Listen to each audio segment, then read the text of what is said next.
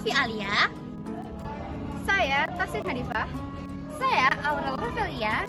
Saya Ivan Dwi. Kali ini kita akan membawakan wawancara dengan santai tapi penuh makna dengan tema Konstitusi Negara Indonesia. Silakan dilihat. Halo semuanya, selamat datang di obrolan santai bareng kami. Hari ini kita bakal ngobrol seru soal hal yang penting banget tapi kadang kita lupa, yaitu Konstitusi Negara Indonesia. Nah, aku nggak sendiri nih. Udah hadir bareng kita seorang narasumber keren yang udah paham banget soal konstitusi, yaitu Bapak Joko Yunanto. Beliau adalah seorang pengacara keren. Selamat pagi Bapak Joko. Selamat pagi, kakak. Kakak atau mbak atau tik ya? Terserah Bapak. Terima kasih telah meluangkan waktu Bapak untuk menjadi narasumber kami. Oh iya Bapak, kami ada beberapa pertanyaan nih yang akan kami sampaikan kepada Bapak.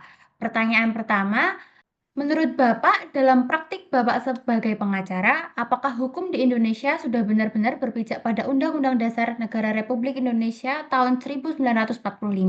Oke, pertanyaannya sangat dalam. Karena tentunya kita harus pertama-tama itu kita harus pahami dulu apakah itu hukum. Hukum adalah sebuah sistem atau peraturan yang dibuat dan harus ditegakkan oleh semua oleh suatu negara dan masyarakatnya, yang tentunya bahwa hukum sendiri itu mengatur tentang perilaku manusia yang ada di dalam lingkungan masyarakat. Kemudian tentunya di dalam praktek dalam kehidupan bermasyarakat, kita pasti akan dan selalu mengacu pada ketentuan peraturan perundang-undangan yang berlaku. Peraturan perundang-undangan yang kita pakai di dalam kehidupan berbangsa, bernegara, dan bermasyarakat itu sumbernya ada pada Undang-Undang Dasar 45. Ini artinya bahwa seluruh komponen masyarakat, baik negara, institusi, lembaga, masyarakat, ini adalah di dalam melaksanakan undang-undang yang bersumberkan pada Undang-Undang Dasar 1945. Ini adalah gambaran globalnya seperti itu. Artinya bahwa kita di dalam praktek selalu membumikan atau payung landasan kita adalah Undang-Undang Dasar. Itu kira-kira. Baik Bapak, terima kasih. Kita lanjut ke pertanyaan kedua ya Bapak ya.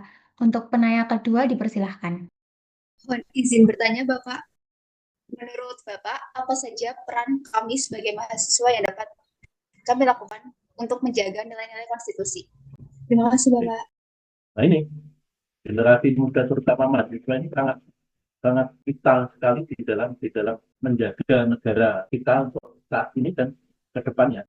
Satu yang pertama pastinya bahwa mahasiswa ini sangat punya peran di dalam advokasi dan pengawasan kebijakan publik atau kebijakan pemerintah. Dengan cara apa? Kita mahasiswa melakukan pengawasan aktif terhadap kebijakan pemerintah dengan melakukan advokasi melalui mungkin forum dengan cara-cara demonstrasi, kemudian pengajuan gugatan seperti uji materi terhadap undang-undang yang bertentangan tentunya terhadap undang-undang dasar. Ini adalah hal-hal yang bisa dikritisi oleh mahasiswa atau peran mahasiswa di dalam proses penegakan hukum itu sendiri. Kemudian menjaga nilai-nilai luhur bangsa, di antaranya mungkin menjaga persatuan dan kesatuan bangsa. Artinya memberikan contoh kepada masyarakat tentang perilaku yang baik di dalam menjaga konstitusi. Kemudian masih banyak hal yang bisa dilakukan oleh mahasiswa itu sendiri dalam proses penegakan hukum, katakan seperti itu. Mahasiswa bisa mengawal setiap persoalan-persoalan hukum yang timbul di dalam masyarakat. Katakanlah ada indikasi kasus korupsi, mahasiswa juga punya hak, punya wewenang untuk mengawal proses hukum itu sendiri. Apakah proses hukumnya itu sudah memenuhi hukum acara, kemudian apakah ada penghentian itu juga karena undang-undang atau ada faktor lain. Ini adalah peran-peran mahasiswa yang bisa diambil di dalam proses penegakan hukum di negara kita. Itu kira-kira. Terima kasih atas jawabannya, Bapak. Benar-benar sangat mengedukasi kami sebagai mahasiswa. Untuk pertanyaan yang terakhir, untuk penanya yang ketiga dipersilahkan. Permisi Bapak Joko, izin menanyakan untuk pertanyaan terakhir, yaitu apa sih yang bisa dilakukan untuk kita generasi muda agar lebih sadar hukum dan sadar konstitusi? Pertanyaannya juga sangat dalam sekali. Jadi, apa yang dapat dilakukan generasi muda? Tentunya terkait dengan dalam hal ini adalah mahasiswa.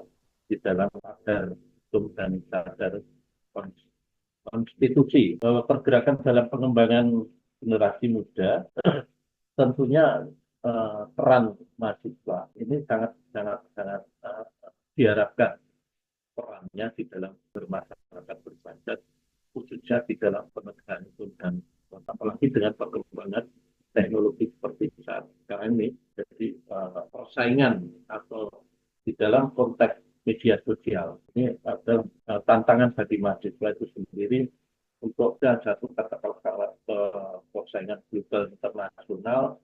Mahasiswa harus pandai-pandai melakukan seleksi atau menyaring segala informasi yang sekarang ini sudah global. Jadi harus pandai-pandai ini informasi baik atau informasi dulu sangat penting bagi mahasiswa. Ibaratnya atau istilah sederhananya kata, nasibmu ada di ujung jarimu, duniamu ada di ujung jarimu. Artinya apa? Artinya bahwa dunia itu sudah ada di dalam genggaman kita, di dalam genggaman setiap manusia warga negara Indonesia. Karena 90%